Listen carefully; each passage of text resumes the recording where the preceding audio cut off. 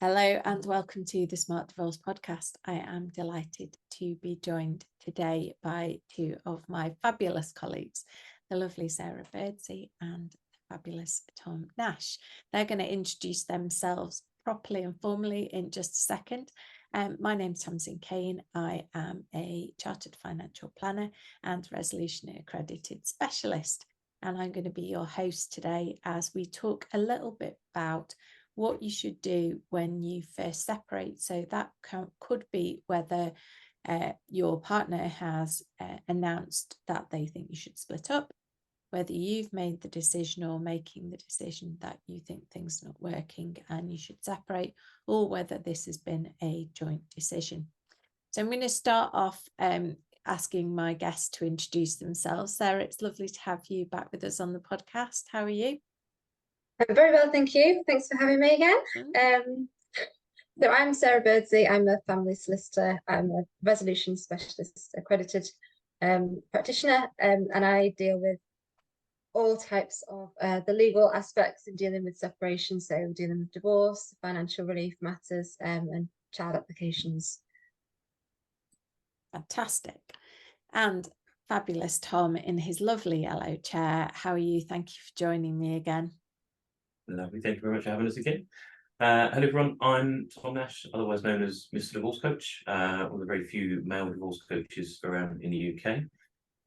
My remit is actually working with supporting clients, men, women and couples through the emotional, psychological and practical side of their separation of divorce.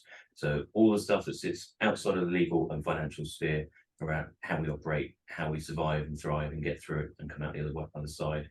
Helping people improve their communications between the parties, their co-parenting, not just their plans, but actually their structure, how they operate, and then how they move forward through this after this process. Fantastic. Thank you, Tom.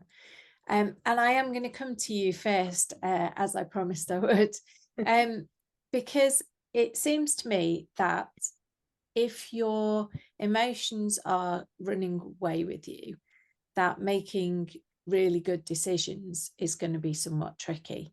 So my suggestion would be that on separation, rather than running straight to a solicitor or a mediator, that actually people would be better off running straight to you. And I'd be interested in hearing your thoughts on that. Yeah. You said at the beginning whether you are the party that has ended the relationship, whether it's been the shock to you, or even if it has been a mutual and somewhat even amicable agreement and discussion, you're all going to be going through your own stuff emotionally and internally. And when you've got high emotion, we're not engaging frontal lobe and logic. It's about helping to slow down some of the pace.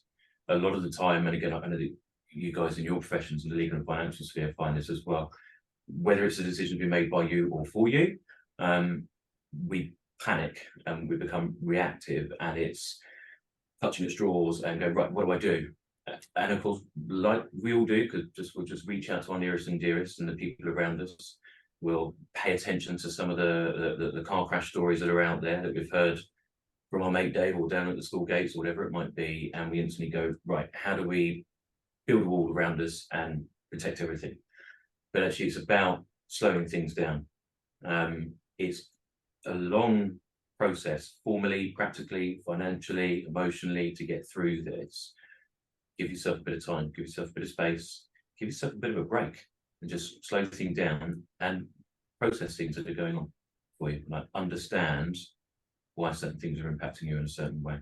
And then also actually build the right team around you and find out who are the right connections and build that right support across emotional, legal and financial, so you can start making more congruent, thought out decisions that ultimately the decisions you make really early on, legally, practically or financially, are going to be life impacting. So it's really important to consider those early choices that are going to be going for the rest of your life, particularly if you have children. Yeah, absolutely. Totally agree with you there. I think it's not a race, and certainly the way that some clients react, and not all, but some clients react, it's like, right, this has happened. Now I need to get on with it. I need to put myself in their power position. And, you know, I need to be in control of this. And perhaps because I'm a bit out of control in other sections of my life, I'm going to be in control of this and run straight to get help. Before I pass on to Sarah, Tom, do you find it's very different in the way that people deal with it, whether they've been the person making the decision or the person having the decision made for them, or whether they've decided as a couple? Are those three situations, do they present differently to you? Yeah, I mean, every situation is as unique as the next. No any given situation is the same. I have clients come to me who are the ones that decided to end their marriage, as I did, and there's a common misconception that the leaver rides off into the sunset on a unicorn, happy as Larry, but actually they are also they're carrying a lot of stuff. There's going to be a lot of their own version of upset, guilt, shame, whatever it might be for them. I know that that's what I felt about not having a successful marriage, about it falling apart, for whatever those reasons are, and actually carrying that weight of, like anything, like in business, like fear of failure, right? That I couldn't fix this, we couldn't make it work. Likewise for the people who it's a shock to. Right? Again, if it's a complete shock and out of the blue, they're in instant panic mode. Or are they already in denial? Actually, this has been coming for some time, but they just haven't communicated effectively. So there's a whole host of different ways that it impacts people in all different ways and shapes and forms. And even with the most amicable situations, where I work with couples who maybe come to me to understand how they can go about it in the least scathing way possible and not go down a bitter, contentious, litigious route. Even in that scenario, in the most amicable situations, it still took one person to stick their head above the parapet and say, hey, I'm sorry, but this isn't working. Even if the other person instantly agrees, that actually takes a lot of courage to do that, to step out there and be the one to take the lead on that. It's really, really scary. And you typically find that for the person that's making the decision, yes, whilst they're already, let's say, further down the road than the party that it's a shock to, yes, they have processed a bit more of that and they've got to that point of making the decision. But they have still had to go through quite often a lot of internal conflict and turmoil to get to that. It's not like they have just woken up on a Tuesday morning going, right, we're going to do that now. Right? There's a systematic build up, and there's a lot going on for them physically, emotionally. I hear all the time about people, I know that I did, where people are having panic attacks and that their health's deteriorating and other negative things, drinking too much, whatever it might be, as avoidance. But then equally, like I say, for that person it's a shock to, where their hopes and dreams and where they thought they were has changed in an instant. And all those fears instantly come in around, where am I going to live? What's my life going to look like? That isolation, that loneliness, that weight and pressure of not having anything prepared or understood or thought about. So it really does impact people in so many different ways. And the thing that I was kind of trying to help people remember is everybody's going through their own event, their own experience of the same event, just differently. So it's about helping to understand where we're all coming from. Yeah, no, excellent advice. That I am going to come back to you because I've got a million questions to ask you. But I am going to speak to Sarah for a minute about the legal aspect. So I'm absolutely positive that lots and lots of people come to talk to you before they've done anything else, in a bid to take some control, to gather information, to kind of allay some of those fears that Tom talked about, by seeing, you know, what position they are actually going to be in. So if a client comes to you freshly separated, how do you start? Where does the process begin? What are you going to do with them first? Yeah, so I think that they, you know, in terms of the emotional side of things, that is a huge factor. You know, and as Tom said, whether it's that person's decision, you know, if it's that person's decision, they very often are feeling guilty and they have had much longer to come to terms with things. And so they're maybe more prepared in terms of they want to now reach an end point, they want to press ahead with the divorce and they want to finalize things, and they've got maybe more of a plan in place or in their mind. For the party that this has come to, as a shock, they're usually in complete panic mode and thinking, how am I going to live? Where am I going to live? What's going to happen? And so they tend to have hundreds of questions, and so they come to me, usually in some sort of an emotional position. And so, yes, I will provide them with advice and the next steps, but I do sort of say to them, look, you need to just have a breather. You need to just think about this, get your emotions in check, because you can't be making rash decisions. You can't rush into this. As Tom said, it's a long process, and these are really important decisions that are going to affect you for a long time. So the emotional side is really important. But in terms of looking at, how do we start this process, it does need to go in stages. There's, I suppose the first step is, okay, well, is everybody safe? Are there any domestic abuse issues that we need to put in place or look at to make sure that everybody's safe while everybody's in such a high conflict, emotional situation? And then it's looking at the short term, right, whilst this process is going on, where is everybody going to live? How are we going to manage the finances? Who's going to pay for the food? And, who's going to look after the children, and on what basis, and all that sort of stuff. And then once you've got those in place and people are a bit more settled and a bit more calm, then it's looking at the more long-term position where, we'll look at the finances, let's look at the figures, let's look at how this is going to play out in the longer term. And, that involves getting financial advice, getting all of that disclosure, looking at all of the options and getting advice on all of that. But, it needs to be done calmly, in that sort of calm setting. And I quite often say to clients, they'll want to rush, they'll want to say, right, let's make this offer, on a financial settlement, for example. And I'll quite often say, look, just at least take the weekend, right? This is what we've talked about. This is the offer you want to make. Go and just take the weekend, have a think about it, have a breather, speak to other people or speak to your coach or your counselor, make sure that you're happy with all of these decisions, because these are really important decisions that will impact you for a long time. And even the clients who, are feeling guilty, quite often I find that they feel guilty because they've made the decision to leave, or, they feel that, it was their fault that the marriage broke down. They, sometimes feel that they have to compensate for that, by offering a bit more or taking a bit less, because they feel guilty. But, years down the line, when they come to retire, and they haven't taken as much pension as they should, that's going to impact on them, and they're going to look back and think, I should have been more careful perhaps, or just taken a bit more time, really, and not rushed into things. Yeah, absolutely. So somebody comes to you initially, and there are so many options. I think this is the confusing part of divorce now, is like, do I go to a solicitor? Do I go to a mediator? Do I go to a coach? Do I go and speak to somebody financial? Like, I'm most scared about where I'm going to live and how I'm going to pay the bills and what's going to happen to my children.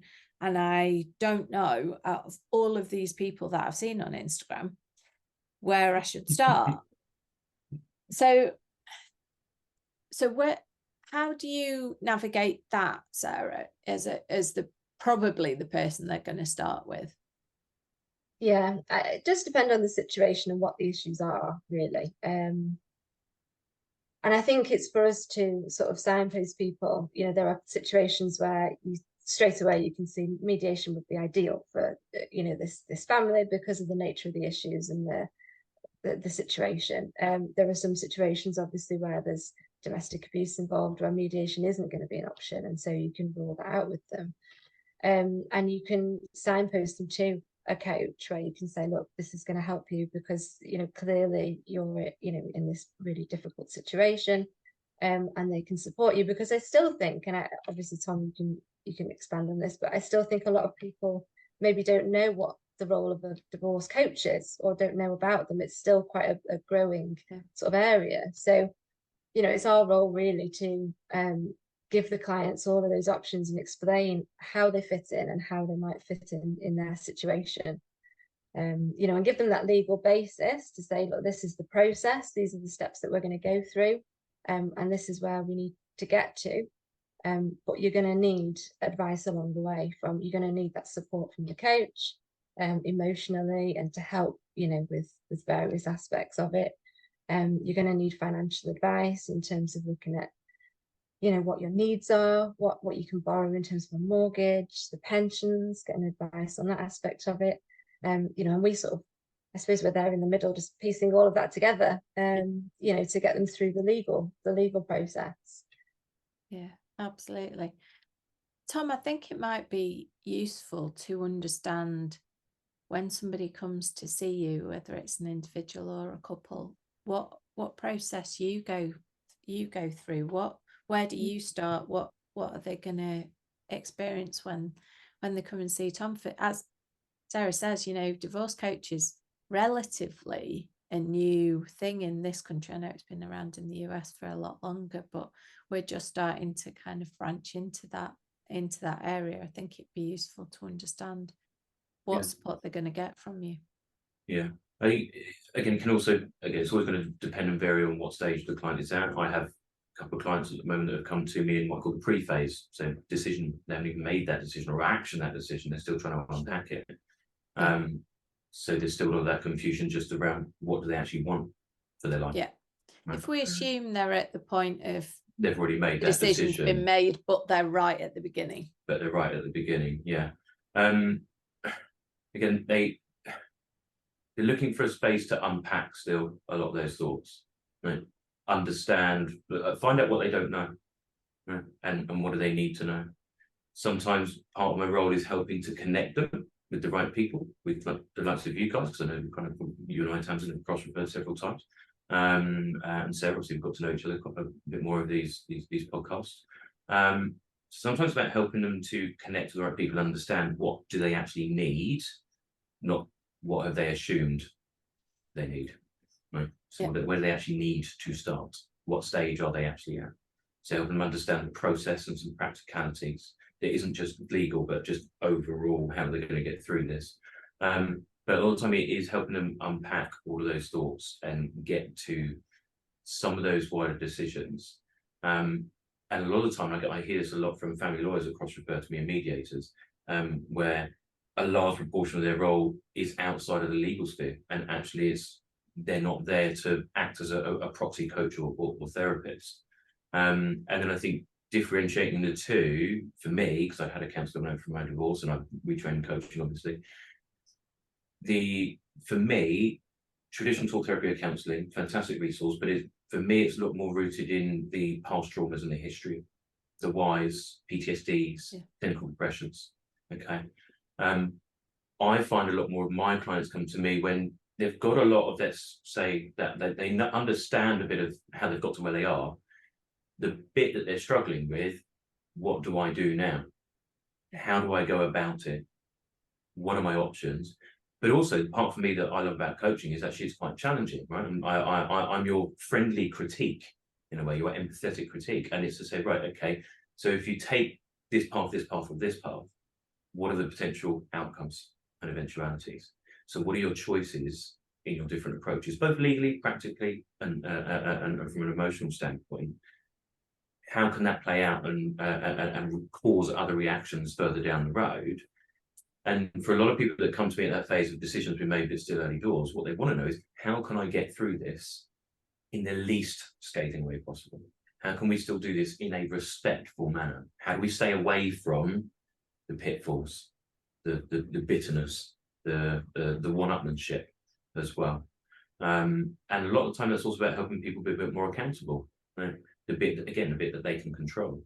If they're going into certain situations with that bitterness coming through in their actions and behaviours, they're saying one thing but doing another, it causes a lot of conflict internally for them as well.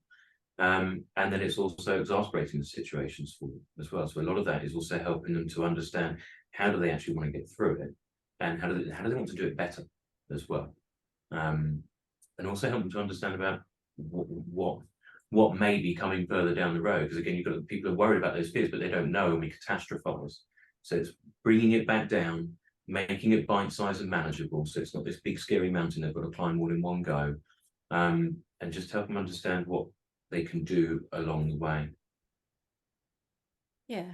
So from what you've said, and I don't want to put words in your mouth, so correct me if I'm talking nonsense.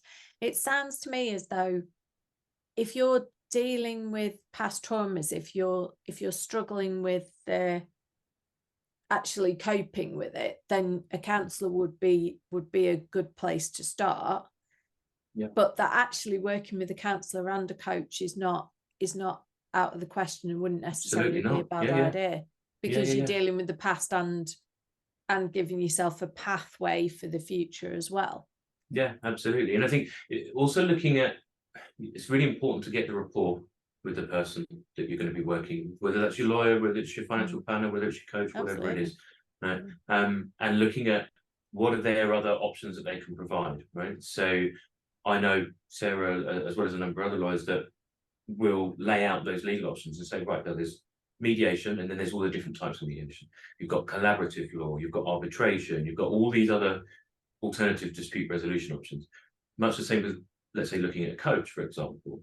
Do they purely sit within the coaching sphere, or is there other attributes that they can bring to it? So, for example, I'm also a master practitioner of something called neurolinguistic programming. So your conscious, subconscious communications, self-esteem building, shifting mindset, things like that.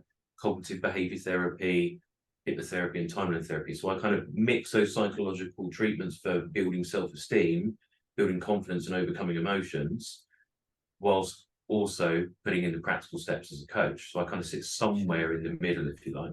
But again, if you want to differentiate them out, actually have a client with one of your other normal guests that I've spoken on here before, where they're looking after the clinical psychotherapy side, and I'm looking after the practical moving forward part of the process. And it's a bit like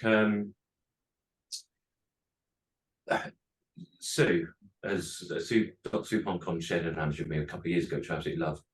She said, think of it this way: you're walking down the road, you get to the crossroads, which is where your divorce or separation is, right? And you've got all these different avenues in front of you.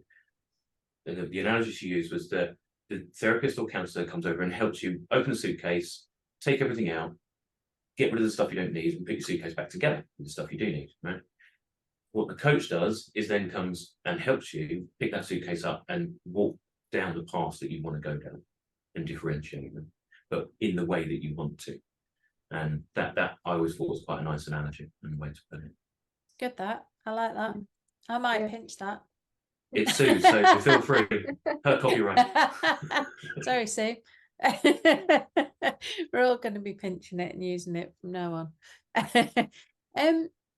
Sarah, one of the things that I get asked a lot, and I'm no doubt you get asked a lot, is probably as the kind of separation is happening, is this: should I move out? Am I doing myself damage from a legal perspective, from a future settlement perspective, if I move out into some sort of rented accommodation, for example?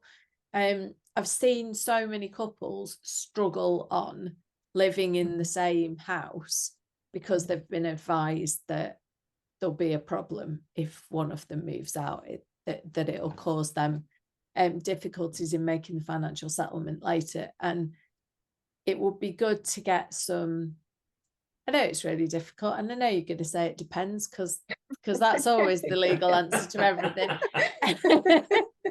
But if you could give us some guidelines as to what it depends on, that would be amazing.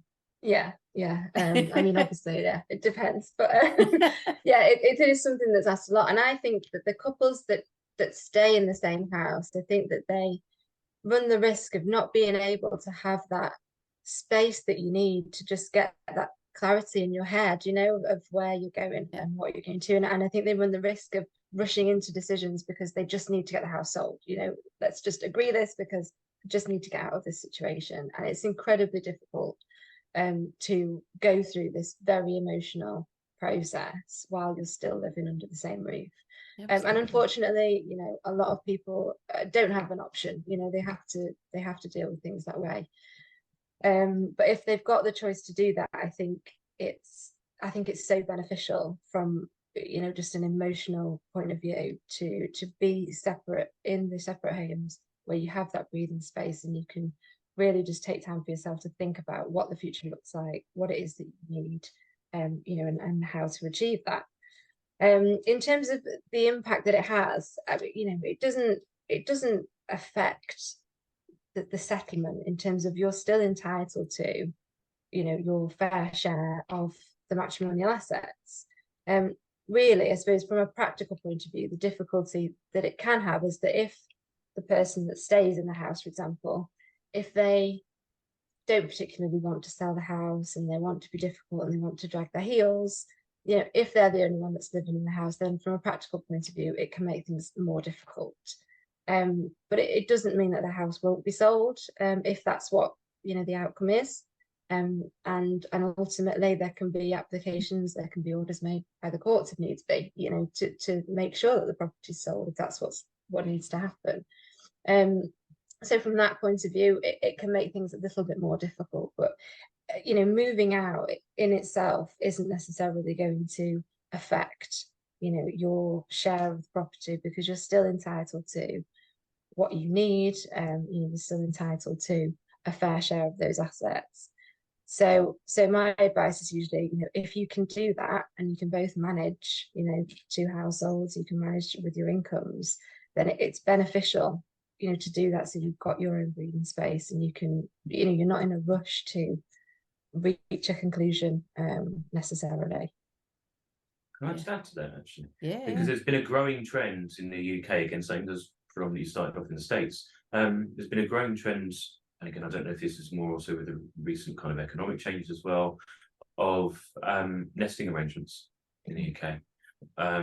Yeah, you're going to need to explain feasible. What a nesting arrangement is. So, in short, a nesting arrangement, from practicals, not legals, obviously, Sarah, I'll let you do that bit, is effectively where the children stay, if you have children stay in a matrimonial home or family home, and it's the parents that are interchangeable. So, dad's there, let's say, Monday through to Wednesday, hypothetically speaking, and on Wednesday when he goes to work and mum goes to work, on Wednesday evening, mum comes back and dad goes somewhere else for Thursday, Friday, Saturday.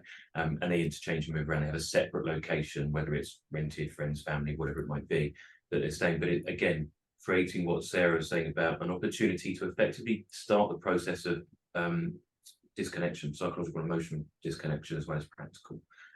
Start to get a bit of a space, but it keeps the children in the same space. So the change to them is minimal, almost zero. It also gives a really good insight for the parents to understand what it's going to be like for their children in the months and years that follow when they're transitioning between the two homes. So you get to get a feel from real life what it's like when you're not at the family home, you've forgotten that pair of shoes or whatever it might be. One thing I actually wanted to ask Sarah, can I ask a question? Because I've only ever answered questions on your podcast. I've never asked one. Absolutely. You've been on enough times now. Oh, thanks. Yeah, well, co-host now. Co-host status. All right, let's not push it. Damn. Same kind of question that Tamsin was asking about moving out of the family home, but not when it's related to finances. Because I get, being as one of the very few male divorce coaches, purely by default, not by design, predominantly my client base is male. Work with a lot of dads. And that question actually typically isn't even about the finances when they're asking me. It's about if I move out of the family home or I've been asked to leave, etc. Is that going to change my opportunity, not my legal rights because of parental responsibility and those things, but is it going to change or have an impact on my opportunity to find our equity base? Doesn't necessarily mean 50-50. I'm not talking about stats, but my opportunity and equity to have an equity parental time with my kids if I've moved out of the family home. Yeah, I think you definitely need to have, you know, arrangements in place or an agreement in place as to what, you know, time you're going to be spending with the children when you move out, you know, if that's the decision you make. Because you run the risk of, if there's no agreement or if there's a dispute over that, once you move out, then you've sort of got the uphill struggle as to, you know, sort of almost fighting for time to spend with the children. you know, and obviously they're settled in the family home. So I think if somebody's going to move out of the property, there needs to be that agreement in place before they do that. Because otherwise, you know, as we know, if you can't reach an agreement, you have to go down the routes of mediation or court to make those arrangements. It's such a long process, and by then the children get into their own different routine, and then they don't want to unsettle that routine. And you know, again, we could go down a whole rabbit hole here of, you know, the problems and issues with that. So yeah, from that point of view, you definitely need to try to have an agreement in place before you do move out. And you know, if that can't be done, then, you know, you have to weigh up, you know, is it better to move out and to alleviate that stress, you know, on everybody, and keep trying to work on that child arrangements, or, you know, try to get a formal agreement or a formal order in place, you know, before you do that. Child arrangements are an interesting thing, aren't they? Because they tend to, my understanding is that the courts tend to prefer you to have dealt with them yourselves, out of a kind of legal situation and out of having a legally binding agreement. What would your kind of starting point be with child arrangements, Sarah? Do you send them clients or refer clients to somebody like Tom in those situations to try and get the couple to talk with somebody else who can help them to put a plan in place, or usually by the time you get involved, has it gone way past being able to arrange something like that? No, I mean, the ideal is that they would, you know, work together to work out those arrangements. And so, yeah, referring to someone like Tom, or to mediation, you know, either of those sorts of routes to try to co-parent, you know, and work effectively on those solutions is absolutely the best point. And sometimes, well, I suppose it could go either way. Sometimes the parties can agree on, you know, the child arrangements, and they're quite clear on all of that. But it's the finances that are more difficult or more contentious, or it can be the other way around. You know, they may have come to an amicable solution about the finances, but can't agree on the child arrangements. But certainly at the outset, I think people tend to want to do what's best for the children. They just obviously have very different views on that. And sometimes it's, you know, it's dictated by the practicalities of it. You know, one party might work away a lot, and, you know, that sort of determines then, well, you know, on a practical level, this is how it needs to pan out. But certainly, you know, at the initial phases, it's always the hope that the parties can work with somebody, or, you know, just work together in order to reach that agreement. And that's always by far the best outcome. Yeah, absolutely. Tom, in terms of what you do compared with what a mediator does, I think it might be useful just to mention that, because I think there is some misunderstanding perhaps about what mediation is and how mediators differ from the sort of work that you would do with a couple trying to make a parenting plan. So when I'm working with couples on their co-parenting plan, it's the schedules of where little Timmy is on what days actually is barely any of it. It's a fraction of it. And actually, to be fair, that part you can usually help people get through quite quickly. My approach and what I do when I'm working with couples, and this series little bits of homework that they get sent away with both separately and then combine it, is I actually get them to start, and I say this to them, that we're going to get into the business of co-parenting. Right? There's a misconception that co-parenting means that you necessarily have to be friends and get along. It doesn't. It's just, I do with my ex, but again, that's taken several years and a lot of work from everybody for their own parts. But it's just about being cooperative and collaborative, auxiliary and supportive. You know? You don't have to be the manager of the process, you just need to be willing to facilitate your side of it. Okay. Yeah. And a lot of what people's fears are is about alleviating that control to the other parent, particularly if the other parent hasn't been, let's say, the primary carer. I wasn't in my scenario, right? But there's things I needed to go and learn to do. So some of that early stuff that I do with people is, okay, so what are the parts that you haven't taken responsibility for previously in a nurture caring role, and vice versa? And where do we need to start differentiating some of those responsibilities and actions so that we're all kind of stepping up to the plate equally?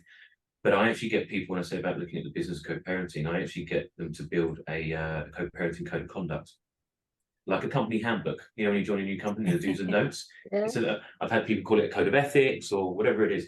And again, working with clients differently around what suits for them, what I'm helping them look at is get back to some of their core parenting, not co-parenting, but their core parenting approaches and values. What do they want to instill for their children? What lessons and life lessons they want to take forward? What type of human do they want to produce effectively? Right? Get back to the crux of it, because we can help people remember that even though their romantic relationship has come to an end, they're still going to be connected for the rest of their lives. Not just, this is the other thing about co-parenting, when I hear 50-50 all the time. Co-parenting is 100-100. It is not 50-50. No, it's about both of you being committed to the support and growth, love and care of these tiny humans. It's just how you're going to go about it. Right? So then it's looking at, I get into some real deeper stuff with my clients around how are you going to deal with conflict when it arises, because no one talks about that in a co-parenting plan. How are we going to manage that? How are we going to approach it? What mechanisms, or I don't like using the buzzwords, but boundaries need to be in place that we can agree on for how we approach certain topics and discussions in the future. New partners, changing schools, all these different real experiences that are going to come up, and then how they're communicating, where they're communicating, right? Creating a structure around it, helping people to normalize this new working partnership and get through a bit of the weirdness and the awkwardnesses that are going to be there, so we can get back to a phase where actually it becomes a new normality, and they can create. Ultimately, I say to people that all of the outcome is in your hands. Whether it's a good or a bad experience, your children, you'll only get that feedback from them later on, and sometimes in the moment as well. But it's about, which happens a lot. But it is about how you're showing up, right? I was asked yesterday on something about some co-parenting tips, and there was a couple of people on this panel, and everyone was giving some really great wider sphere tips. And I said, well, okay, let's look at some real basic little ones, everyday life stuff, right? Doing equal drop-offs at transitions. Try to stay away from negative words. I don't particularly like the word handover, for example. It sounds like I'm going on holiday and put my out of office on, right? So do equal handovers at transitions. Drop the child off at the other home. From a child psychological point of view, they're being delivered, not taken away. No? So how can you do those types of things? Because I'm not a mediator, I wouldn't like to comment on how that is different to a mediator, because I'm not one. So I don't know if Sarah, you can give a bit more insight to how that differs from a mediator and the work that I do. Yeah, I mean, I think your code of conduct idea is brilliant. I think all parents should have that in place, go to that level of detail. Separated or not. Yeah, even just, parents working together. It's like, no, these are the rules, But yeah, I suppose for a mediator, well, I mean, I'm not a mediator either. So I can't sort of come into detail as to how that differs, but they sort of work, and they're much more independent. I think that you are, it sounds like your role is much more sort of supporting them both through this process, whereas a mediator, I suppose, is there to try and just help them reach that agreement without necessarily offering advice to either party, just sort of supporting them in reaching a final conclusion. But yeah, I haven't heard of the code of conduct before, so I think there's other different. I actually had a couple I was working a couple of years ago, both very creative in their professions, and actually what we did was took both of their what they came up with, their joint co-parenting values and belief system, that they combined their two own approaches, and they put them into one of those word jumbles where you've got the big word through the middle and other words that come off it. Right. And then they got it made into a poster, and they put it both in their respective kitchens at their own homes, because they had older children, teenage children, to hold themselves accountable to their teenage children. So if they weren't living up to one of those values or beliefs, the kids were allowed to challenge them on it. Yeah, that's a great idea, isn't it? I like that. I think that Yeah. sounds fantastic. I think one Yeah. of the things that's interesting about child arrangements, and obviously it's not an area that I get involved in, but I've experienced it both as a child and as a parent, is that you sort of assume your children are going to be the age they are now forever, and you make your co-parenting plan forgetting that those children are going to change, they're going to grow up, they're going to have their own minds, they're going to tell you what they want to do, you know, by a certain point. If they're very, very tiny at the beginning, maybe not so much at that stage, but certainly as they get into their teenage years, the whole, well, I'm going to have you 50-50, well, okay, good luck with that, because if you try and move a teenager to where they don't want to be, it's like moving a mountain. Don't try that. Don't try that. So I think one of the things that is important is that kind of that it's not a set in stone co-parenting plan, that it's not rigid, that there is flexibility on all sides, you know, that you remember that these are human beings, and our job is to put them on the right path to being good members of society and decent adults, and actually they're not ours as property. And that I think if people keep those sorts of things in mind, then your parenting plan hopefully will be reasonably successful. But I do think flexibility is like massively important, but I know it can be difficult if there's huge conflict between the parents. Yeah, I think one of the other things, if anyone's listening to this, obviously at the very start of their journey, just to think realistically and practically outside of this highly emotional moment that you're in at the moment. If you're listening to this, it's really, really early days, that to future focus and just think about for the moment, particularly talking about the co-parenting thing, and I say this all the time, I know Tom, you've heard me say this before, forget co-parenting for a minute, go forward 10, 15, 20 years, how do you want to co-grandparent? How do you want it to be for your adult children when they have to manage your two's separation, the grandparents, for your 5-year-old grandchild? What do you actually want that experience to look like, to feel like, and all the conversations that other people have to do to still manage your divorce 25 years down the line?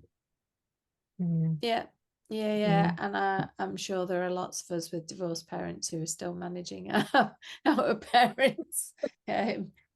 Certainly 30 odd years down the line in my case, then there are still tricky situations, and if you can avoid putting your kids through that, I think that's always a good thing. Unbelievably, we've run out of time. I really feel like we could have talked for another hour on this subject, and maybe we should get back together again at some point in the future and have this conversation for a bit longer. But in the meantime, a massive thank you to Sarah and Tom for being my guest today. As this is the last episode in the series, also a massive thanks to everybody who has been a part of this series, because it's been a real collaboration, and I've massively appreciated all of my guests in this series. Don't worry, we will be back with series 8. It's already in the planning, and we'll soon be starting recording. So thank you for listening, and I hope you'll continue listening to the next series as well.